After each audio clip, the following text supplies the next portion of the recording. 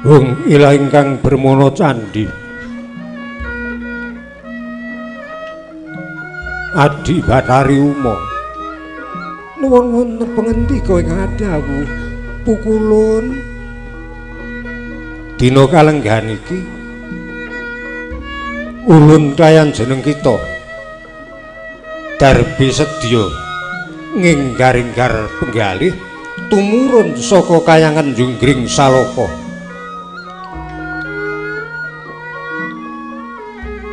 lan dina kalenggan iki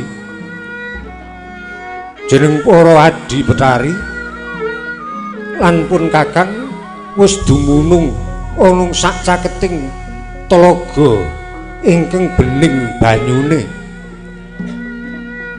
asri kawuryan kahanan sak kiwa tengening telaga ingkang katon nyarung bening banyune kula nuninggih lajeng kersa paduka kados pundi pukulun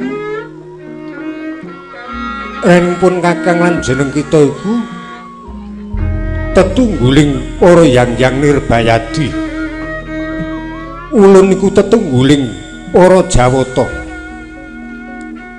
ingkang menang dadi pangidepane kabeh kang kumelip ana ing Triloka lan jeneng para Adi Batari Uma uga dadi tetungguling widodari ing Suralaya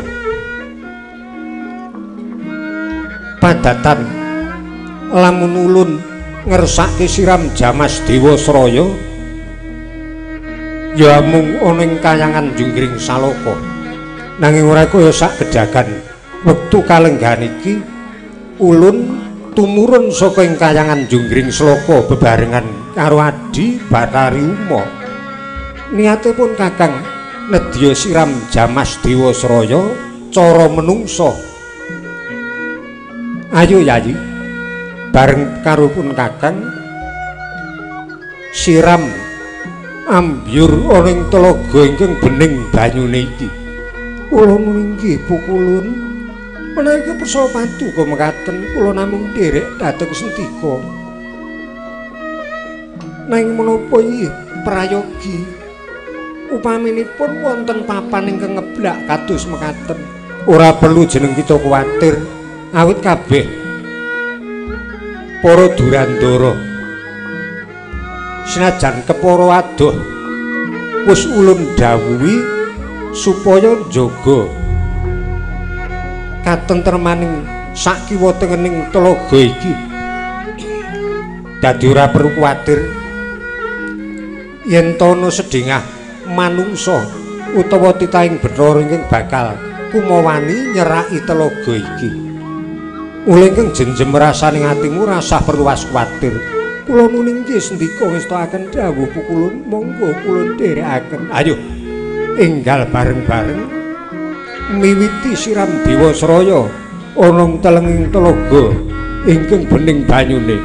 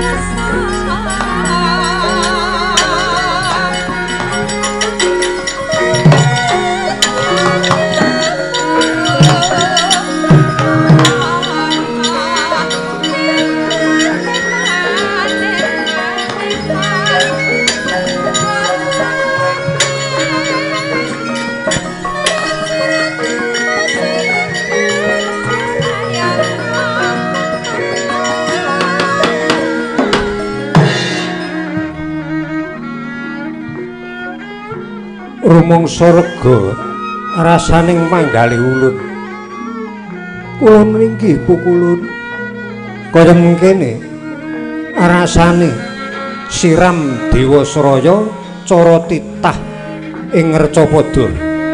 Kula nuningi. Dadi cara dewa kuwi nek adus sak sandhangane. Kula nuningi. Nanging para Durandara rak sampun estu pun dawuhi. Ya, wis tak dawuhi supaya njaga. Aja nganti ana pawongan ing Kumawani anyaketi papan kene. Wis ora sah perlu mikir ing werna-werna Adi Betari. Kula nuninggih, kula namung nderek kersa paduka. Gancanging carita pukulane jagat Girinata tutuk anggenira siram Dewasraya sesarengan ingkang garwa Betari Uma wonten ing Talaga Muncar kang dumunung wonten lengkaing Gunung Mandara.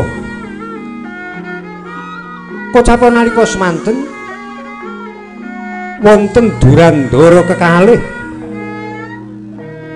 ingkang tanpa sengaja anyaketi papan ingkang nedeng kinarya siram Dewasraya pukulunipun jagat Giripati.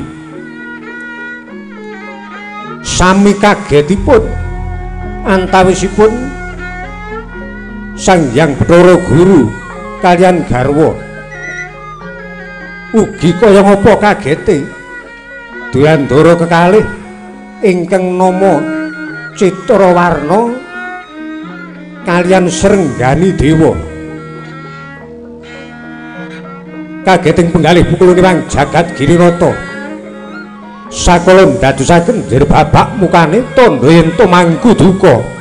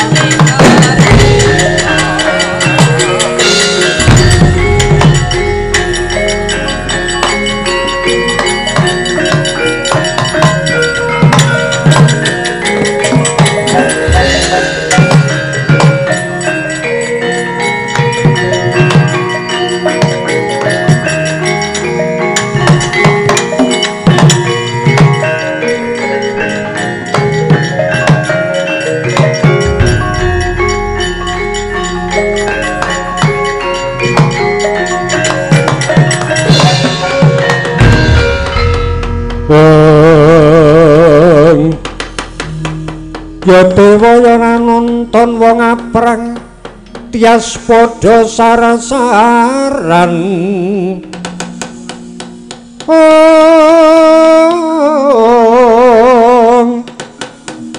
manglayang ing akasa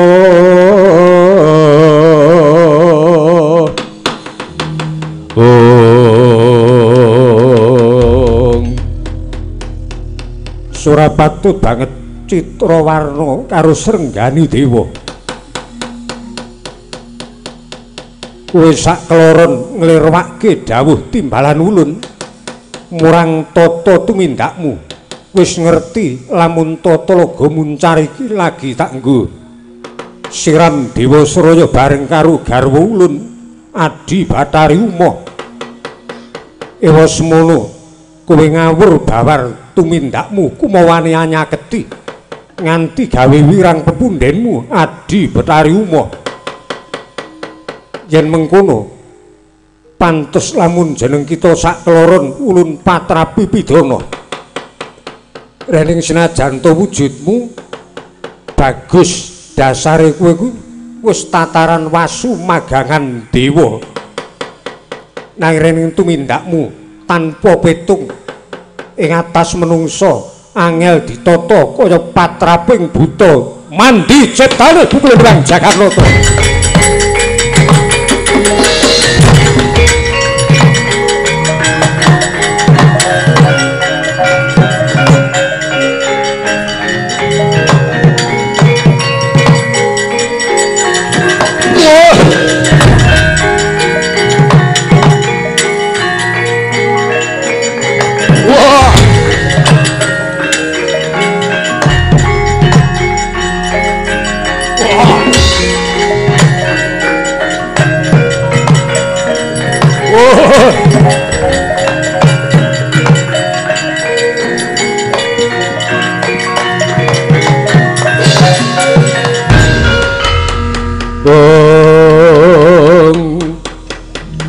buta tata gati wisaya kalana kalaya cagut maringkut ringkut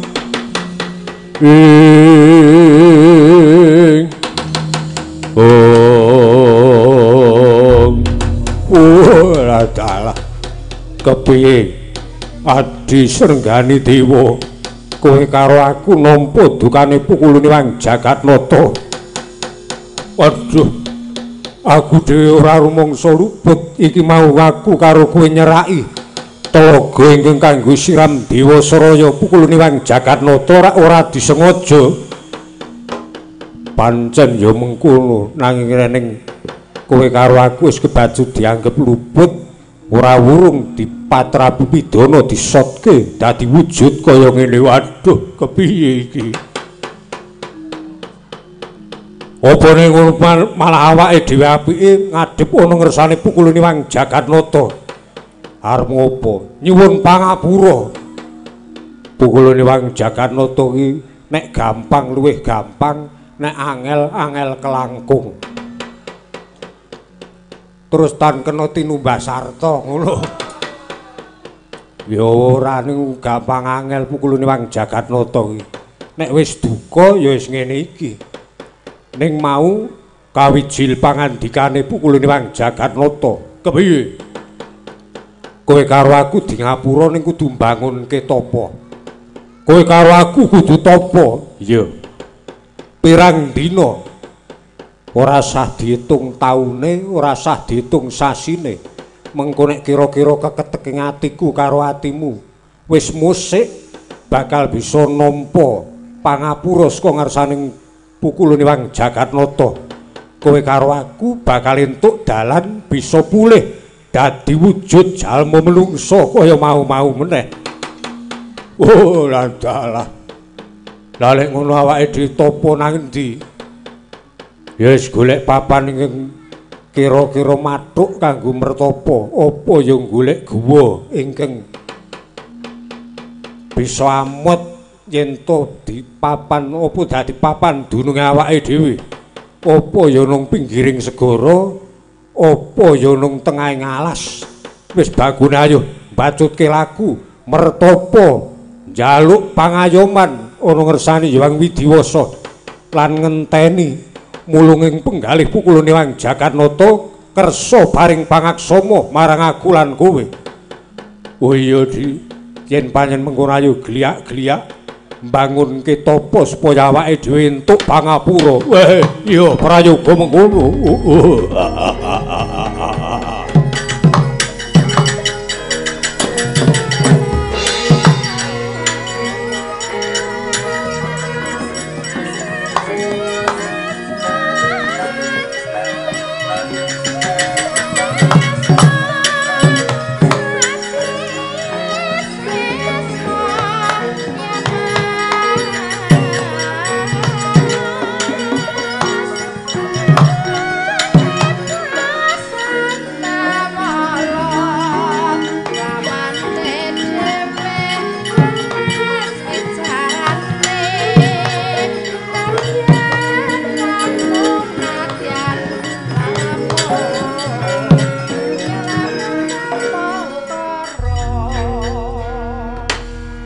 Lelampan citra warna kalian Srenggani Dewa dipun sotaken dados buta sampun lumampah wayu taun. Nalika semanten pukulane wang Jagatnata kepareng nginggar-inggar penggalih sesarengan ingkang garwa Dewi Uma cipta wirenggane ora pukulane wang Jagadgiripati. Wong Ajwaladi Sangayu Palungguhan Ulun Adi Bathari Uma nuwun wonten pangendika ing adhawuh pukulun pun kakang kagungan sedya nginggar-inggar penggalih kanthi sarana nitih lembu andini mubeng jagat meresani gumlaring tribawana. Mula jeneng para Adi Bathari Uma ulun keparengke nderekke tindak ulun yen mekaten kepareng paduka Surya pantaraning ratri kula namung nedya nderek pukulun. Iya. Yen mengkono aja nganti lalu mangsa. Ayo, Adi Betari Uma bebarangan nitih Lembu Andini nganglang jagat. Inggih, monggo kula dherekaken. Lembu Andini, iya nganti karindhon gawe tumuli kowe mrene ya nedya dadi titian ulun kelawan Gustimu putri nganglang jagat niti presa triloka.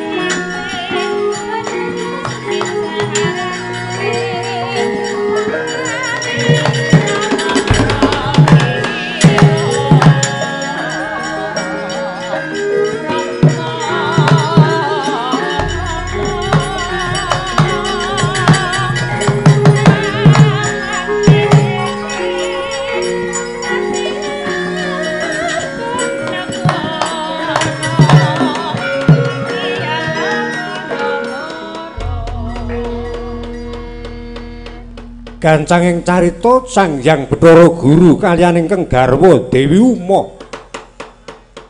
wis anganglang jagat kanthi nitih Lembu Andini. Saksamunipun dumunung wonten ing awang-awang ingkang kasunyatanipun adoh lor, adoh kidul, adoh wetan, adoh kulon. Sepi nyenyet datan wonten ingkang kumelip adat ingkang sampun tiyang menika menawi mapan wonten ingkang papan sepi dasare priya karo wanita menika terus nyokana titik-titik dasaripun ing antawisipun Bathara Guru kaliyan Betari Uma menika garwa bojo. Mila upaminipun badhe gadah sedya ingkang werni-werni lumrah wong bojo, gek wong liya we nyok marahi ngono kae. Lah mila mboten nama mukal menawi musik raosing penggalih pukuluniwang jagat nata. Cara larenipun saya dangu lajeng saya ingin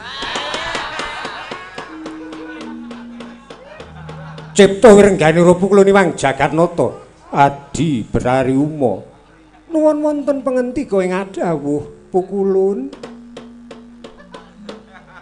bareng abure saya dhuwur rumangsaku kok kaya semribit seger kahanan nengsemke inggih namung kersanipun sekawit Pukuluniwang Jagatnata menika rak badhe mresani Tribawana. Ha iya.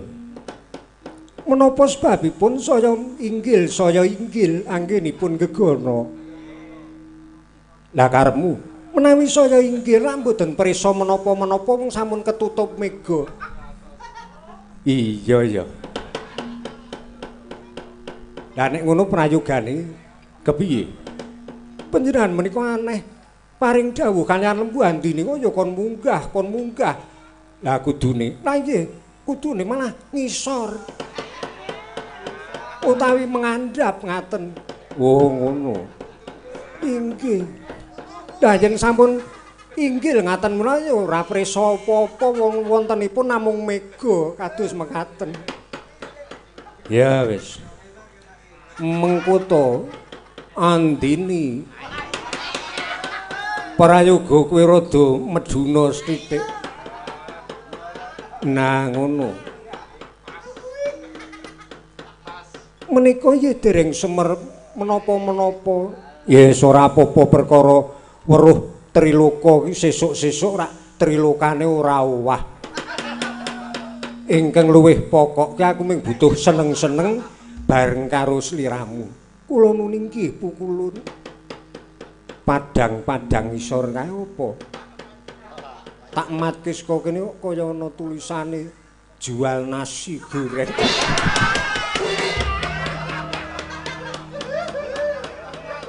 Beneran menawa dewa iki ngenipun mriksani werni-werni. Aku dewa cok open kok aku. Inggih. Ya wis rada munggah ndak ingin mau yo. Lah rada munggah ngene. Adi Betari Uma, pun wonten pengenti kowe ngadhawuh. Waleh-waleh apa? Aku tak omong ngrungokno jing tenanan. Inggih lajeng kados pundi kersanipun. Bareng kahanan saya sepi. Kok kaya musik rasaning penggalih ulun darbe sedya. Kagungan kersa menapa? Adi Betari Uma, pun wonten pengenti kowe ngadhawuh. Apa ya ora krasa rasaning atimu? Ngraosaken menapa ta pukulun panjenengan menika kok ngane-anehi. Betari Uma, nuwun kados pundi?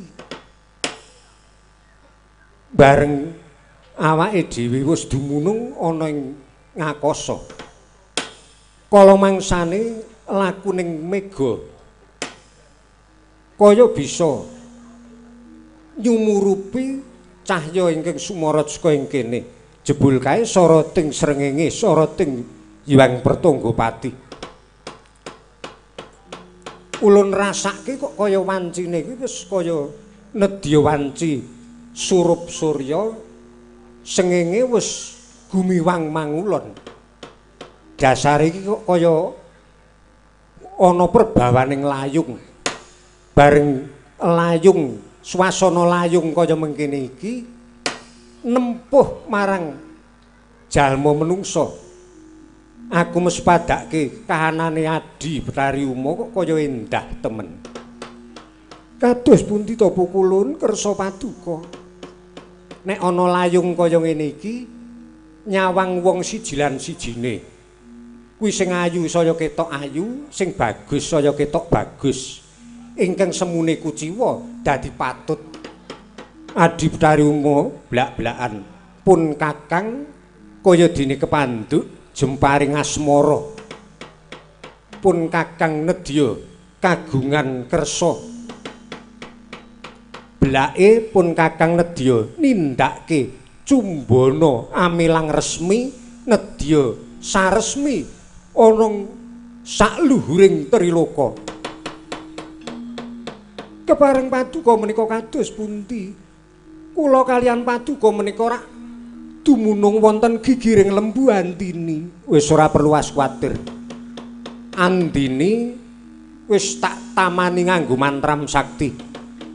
Kupinge tak tutupi mantram sakti, mripate tak tutupi mantram sakti. Ming iso obah ning ora iso weruh, ora iso krungu. Dadi aku karo jeneng para nindakake apa wae dheweke ora ngerti. Wis to ora usah perlu mikir werna-werna. Bakune turutana brantanipun Kakang. Yam-yam tilam prajimatan boyo mirah boyo inten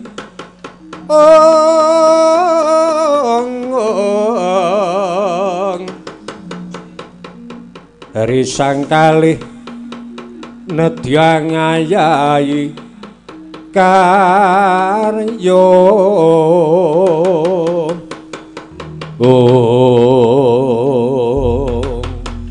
Nyuwun pangapunten pukulun menawi paduka kagungan kersa kados mekaten mongko menika namung wonten sak menapa wonten gigiring lembu Andini mboten sekeca raos sing manah kula menawi paduka kersa kula ladosi monggo kondur rumiyin wonten Purantara Junggring Sloka kersa paduka menapa kula ladosi nderek kepareng paduka ora aku dewa kuwi sok butuh pengalaman sing pebak. Nek ming nang omah ra wis nggerdina. Ha iki mula butuh sing kira-kira aneh iki wis nang awang-awang dasare nang gegere Lembu Andini. Nanging kula mboten saged pukulun. As kudu iso. Panjenengan menika ya aneh piantun kakung kalian putri menika watakipun benten. Ha mulane iki digawe padha. Wis ora sawerna-werna aku duwe karep ngene ya kudu ming kowe manut. Nyuwun pangapunten kula mboten saged saestu. Kudu manut karo pun Kakang. Nyuwun pangapunten pukulun kula mboten sagah menawi ngladosi wonten gigiring Lembu Andini kados mekaten menika. Nek kowe ora manut bisa uga cilik ndadekke kagol rasaning penggalih ulun, gedhe-gedhene bisa ndadekke duka tumrape ulun. Nyuwun pangapunten sanget menawi wonten purantara kula nderek ning menawi wonten mriki kula mboten saged nglampahi. Kudu gelem kudu manut karo aku. Wis to. Dilit wae. Panjenengan menika lajeng saya kados mekaten. Nyuwun pangapunten dalem 1000 pukulun ing atas paduka menika tetungguling para Jawata patrapipun kados raseksa mijil siunge Bathara Guru.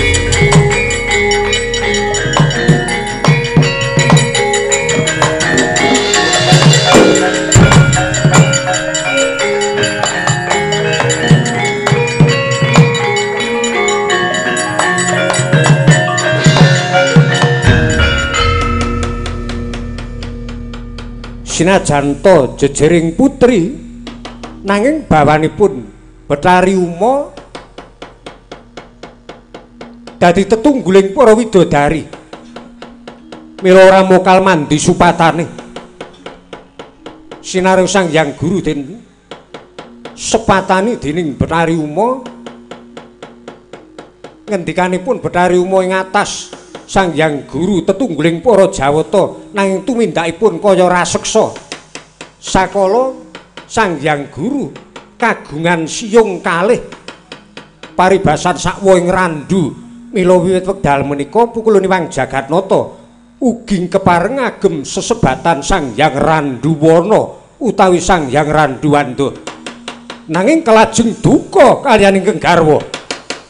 Ingkang garwa badhe dipun rada paripeksa nanging tansah angindani mila kekalihipun anggung regejegan wonten gigiring Lembu Andini nanging rening Sang Hyang Bathara Guru saya ngangsek saya mbatek hardaning asmara kaya wis datan kena den kendhaleni sakala kama korut prabawaning tirta kamandanu mijil saking angganipun pukulun Hyang Jagatnata ben endani dening Betari Uma satemah tirta kamandanu dawah wonten ing Samudra Laya. Lembak-lembak wonten ing Samudra Laya saya dangu saya ketingal ageng mila candrane getih dudu getih daging dudu daging ingkang sinebat kendang gumulung ya lempung gumulung. Ngraosaken perkawis sing kados mekaten saya duka yasinipi Sang Hyang Bathara Guru saengga ingkang garwa Dewi Uma dipun jempalani wonten ing antariksa dipun abul-abul dipun udal-udal rikmanipun tuwin dipun walik angganipun suku wonten nginggil rikma kumerembyah mewah asta dipun untir rusak wuwujudane Betari Uma satemah salah kedaden dadi wujud raseksi nulya dipun tundung tumurun saking kayangan Junggring Sloka mapan wonten ing pasitran Gondomayit ngeratoni bekasaan jim setan priprayangan mangkono dukanipun pukulun Hyang Jagatnata dhateng ingkang garwa Dewi Uma. Sora patut banget gawe kagol marang garwa ora wurung iki ingkang kok ajab.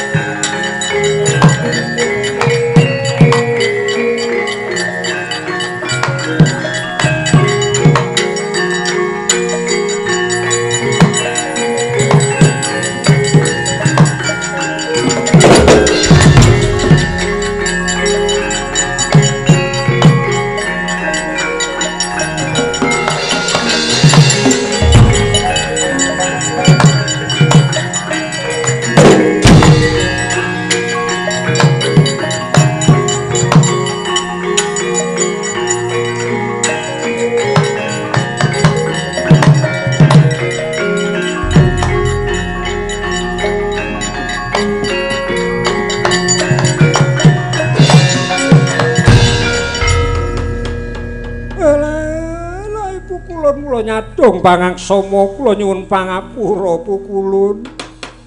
Bathari Uma. Wonten pangendika ing adhawuh. Pinesti keparinging Hyang Widi kowe kudu ketemahan lakon kaya mengkono. Nanging lepat kula menapa Pukulun? Wis rasah takon keluputanmu. Keluputanmu gawe gelo wong lanang. Kula nuninggih nyadong pangaksama. Kawangsulna wujud kula dados widodari malih Pukulun. Rening wis dadi garising pepesthen. Jeneng kita wujud kaya mangkono. Seranane bisa waluya tumaing jati utawa bisa bali pulih kaya wingi-wingi, ya mung kudu jeneng kita gedhekke rasa prihatin.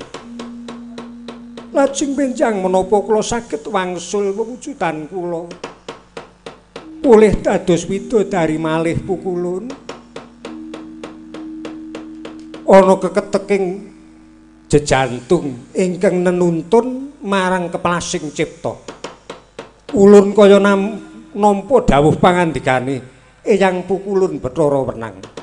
Jeneng kita bisa bali pulih wujud widodari nanging isih kepara suwe dumadine.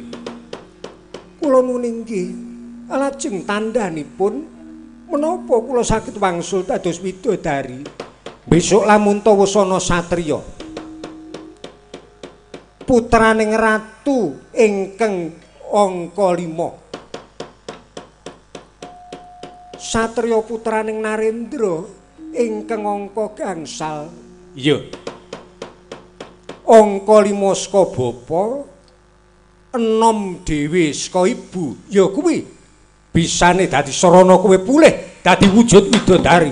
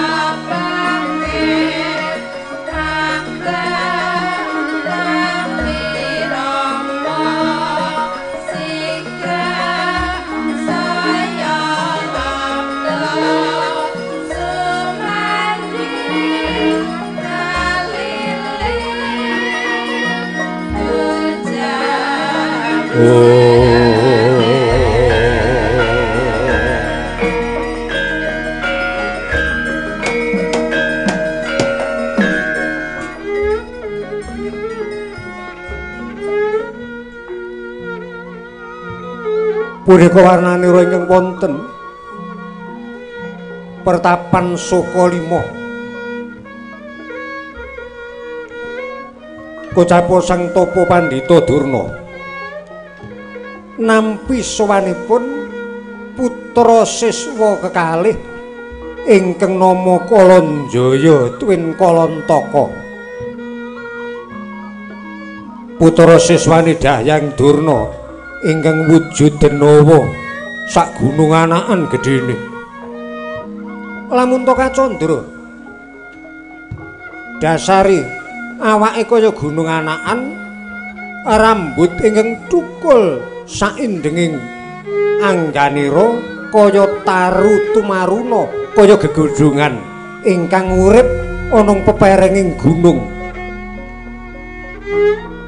Meripat kaya surya kembar, unturangah kaya parang rejeng, ketingal yen to galak mawa wisa, tutuk menga kaya guwa, irung katon kaya cantiking prawu,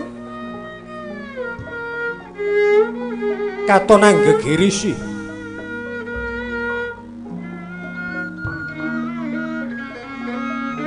Pranyata denawa kekalih pun Kalanjaya Kalantaka anggenipun Puruhita meguru dhateng Dahyang Durna sampun sawetawis dangu.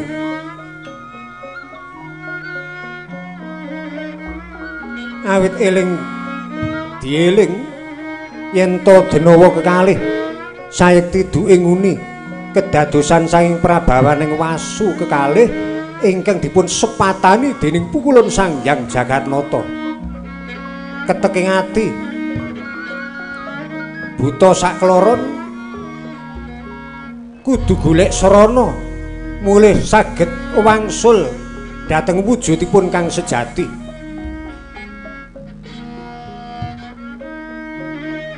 Mila DDP nyadong kawelasaning Hyang Widiwasa dipun lantari mawi meguru Purwita wonten ing pertapan Sukalima. Sawetawis dangu anggenira sowan Sang Pandhita dereng kepareng dangu pisawane denawa kekalih. Ana keparing karsa-arsa rukming daya alon pangudasmaraning indriya kang dereng kawijiling lesan.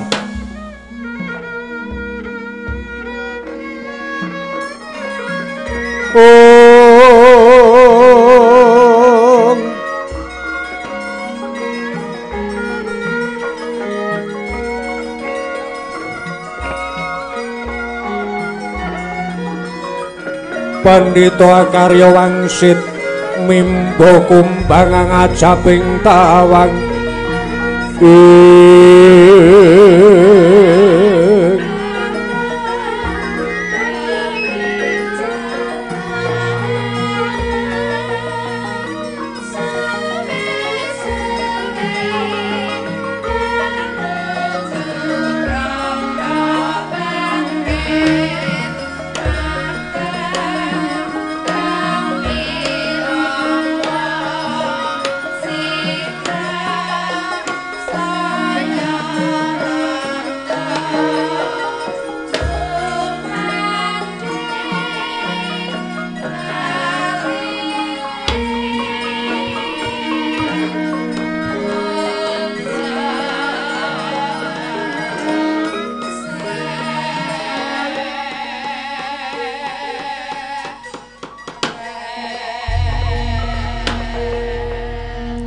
mahambek Sang Paramarta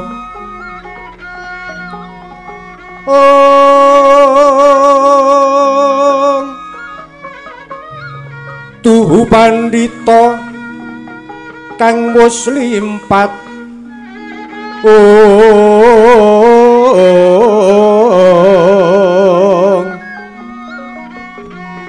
parama Widyang Sunyata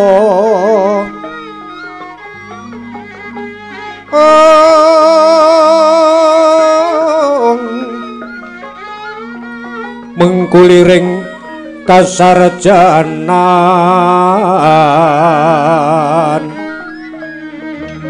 memayuyu jana rungsit Kandak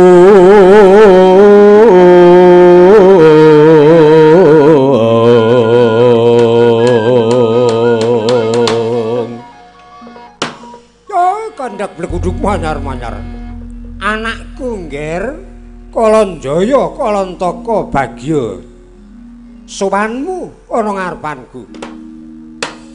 Kawulukna ninggih Penembahan kalih saking sambe kula pisowan kula pangabekti kula kunjuk. Oh, pangabekti kula kunjuk Penembahan. Ya Kalanjaya Kalantaka. Tak tampa. Kowe nyaoske pangabekti ora liwat puja Astutiku Tamparana. Kula niki sangeting pamundi kula. Ih, kula pundi Penembahan?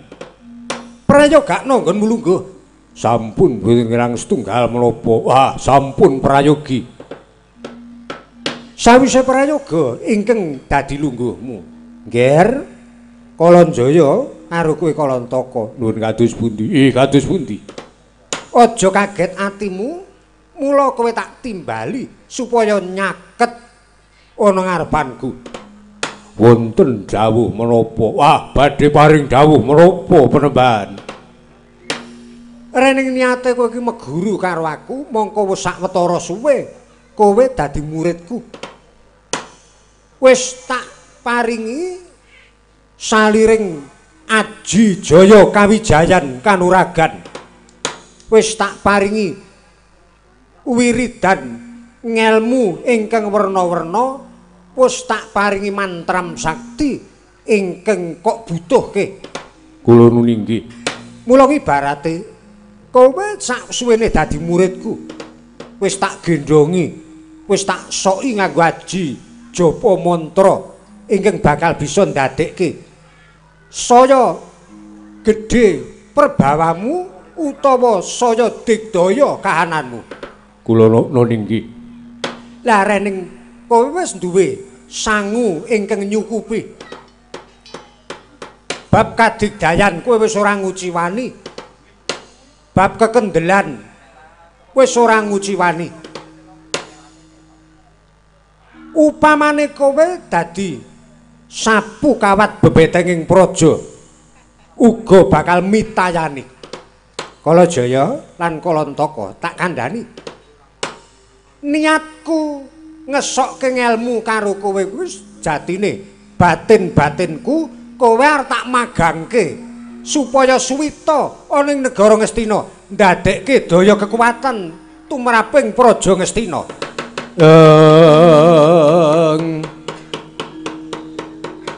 Tiningalan Kang Amarwata Suta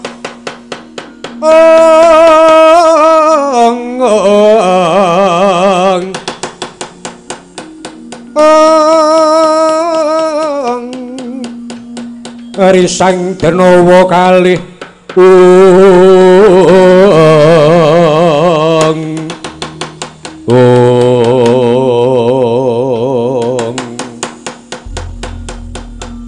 kula badhe dipun suwitakaken wonten negari Ngastina. Iya, Ngger Kalanjaya Kalantaka.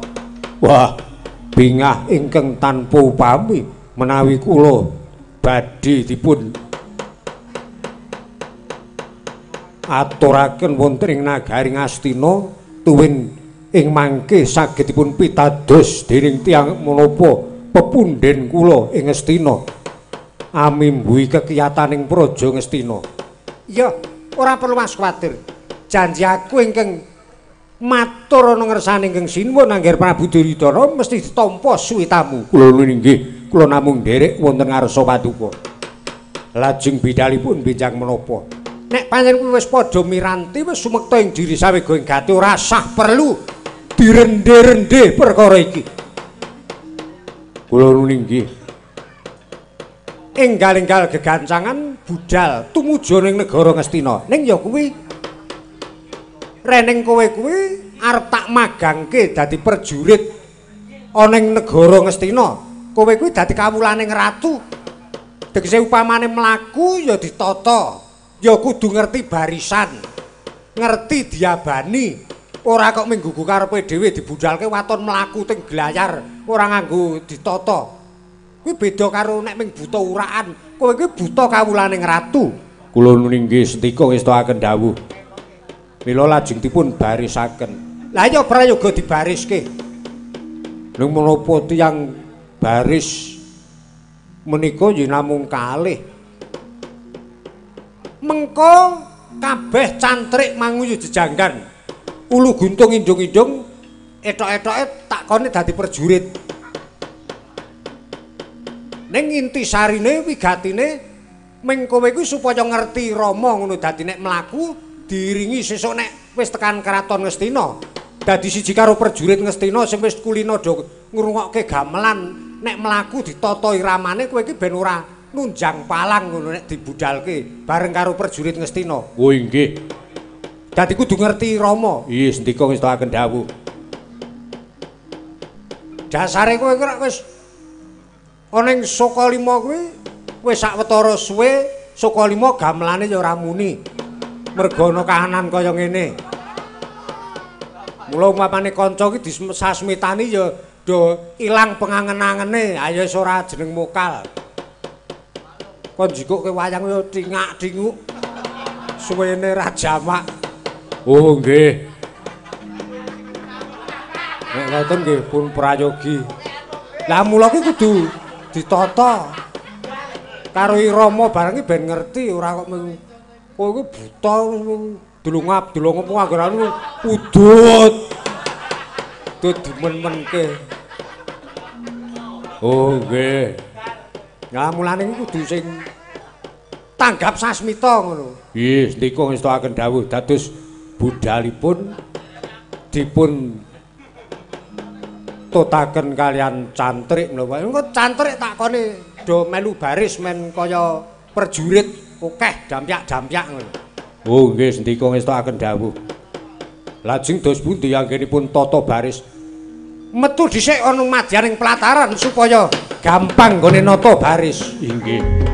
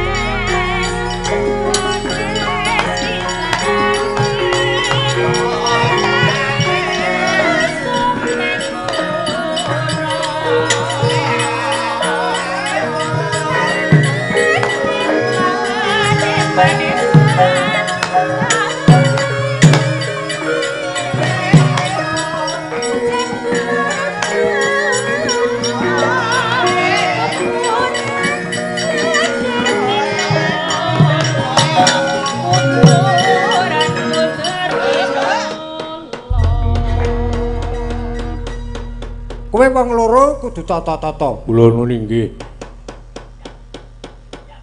Kudu ngerti Rama. Kowe wis tau ngerti Wirama Wileting gamelan apa durung? Dereng. Kula menika wingi-wingi mapan kula namung wonten madyaning alas. Serawung kula ya namung kalian macan, kalian celeng, kalian kethek. Boten ate mireng gamelan blas. Lah saiki upama kowe wingi-wingi ora ngerti, serawung karo aku kudu bisa ngerti iramaning gamelan. Sing jenenge irama ki ana irama 1, irama 2, irama 3, irama 4. Irama 5. 5 ora ana. Irama ki nek Jawa mung tekan 4. Irama 4 kuwi upama guyon-guyon nek sing ngendang iramane le gawe dipletes kae wis setengah mati sing gampang. Oh inggih. Tuladanipun dos pundi? Ayo sing pokok baris ki kudu ngerti Rama upamane ana swara gamelan. Nang ning nang nong nang ning nang nong. Nah kuwi iki jenenge ajeg ngono lho. Oh inggih sendika ngestokaken dawuh. Wah, yen ngaten kedah panjenengan ingkang maringi conto. Wes kudu aku sing nyontoni. Aku wong tuwa kok nyontoni. Kene iki jane ya ana.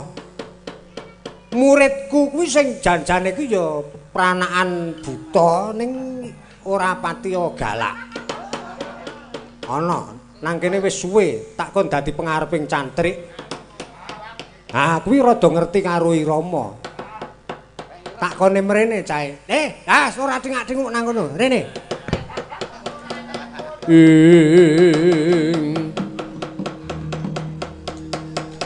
Leng-lenging triya mangungkung mangungkung kanduan rimang.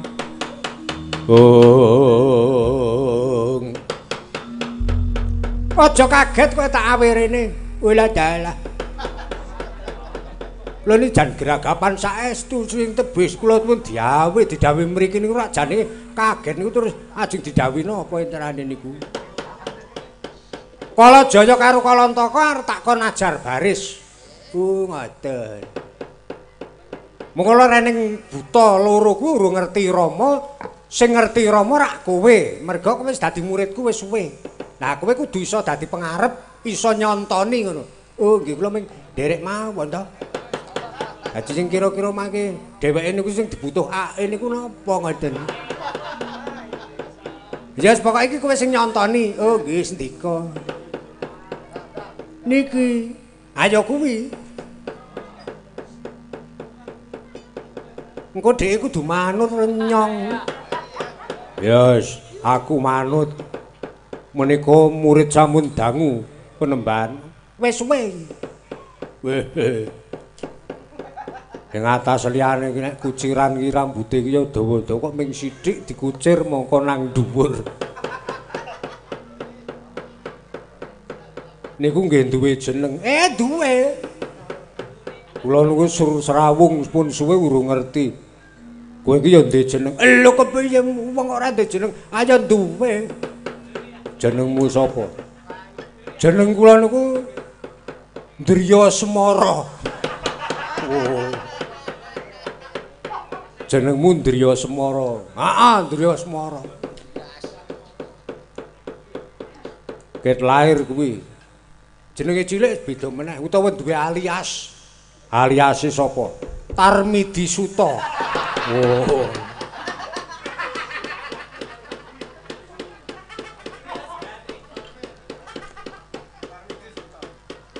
Parapane peyok.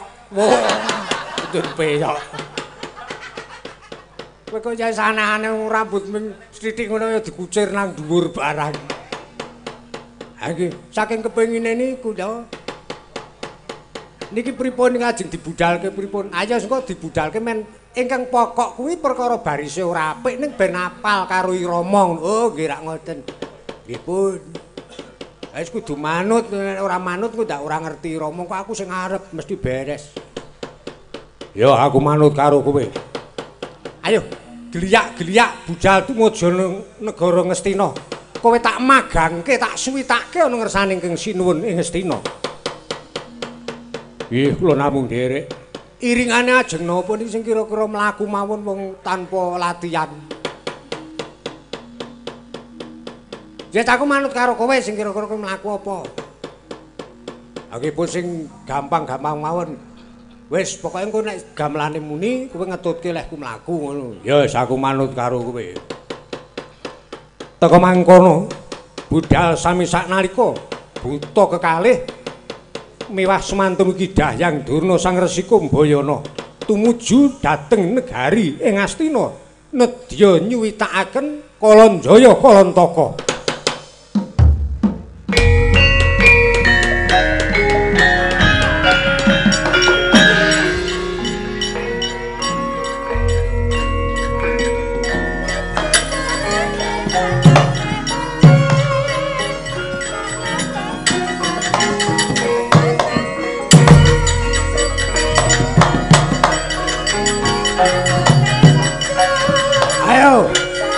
budal.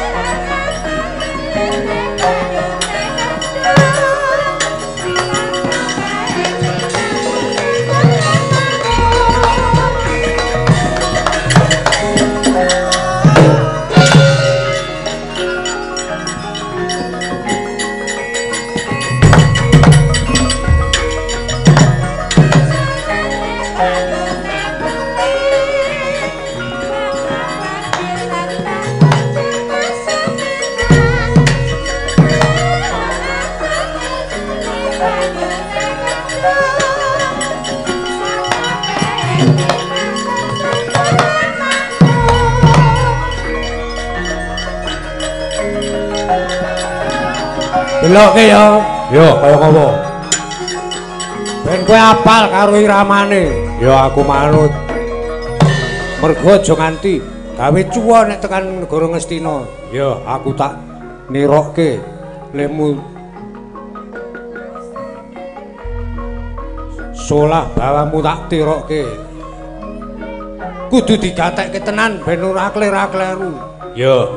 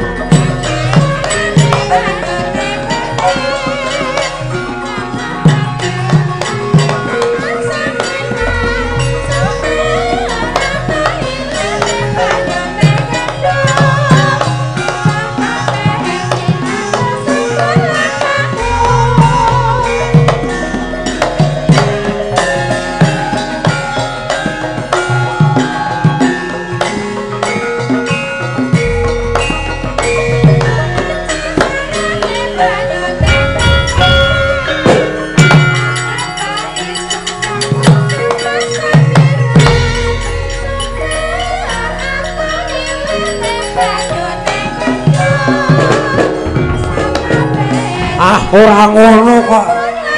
Ayo latihan kok yo. Mengkal. Nih. Ngene iki.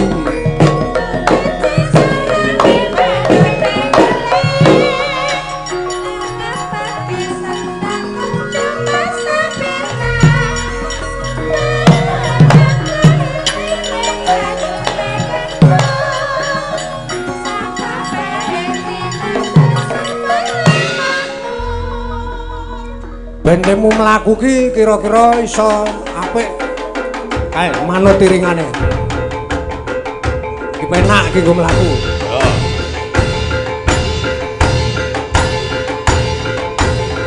Ayo kowe saiki.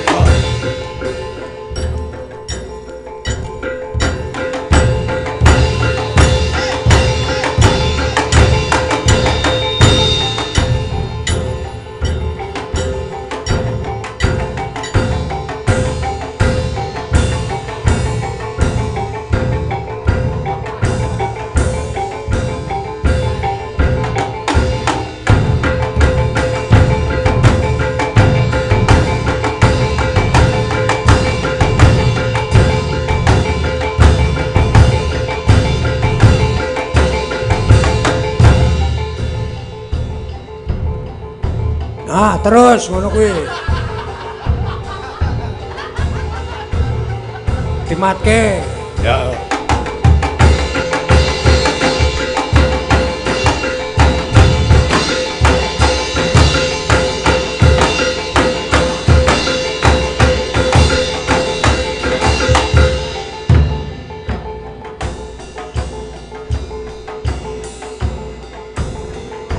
Terus ning ngombe engko.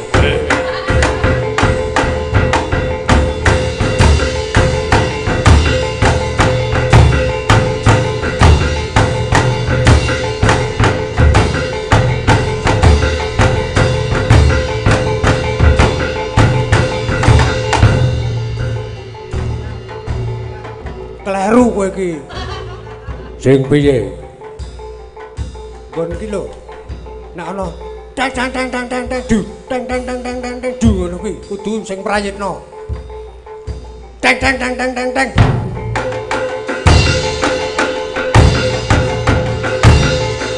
Ah. Ora cocok kuwi. Ora cocok piye anek kowe. Lho ngene iki sing bener iki. Tang tang tang tang tang tang.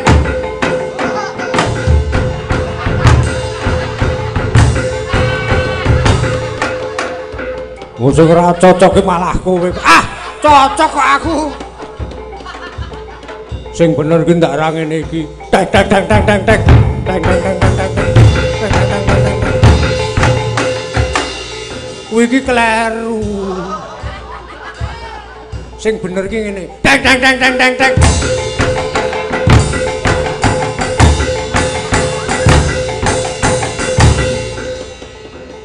Dheweke sing kleru kok nglerokke wong. As.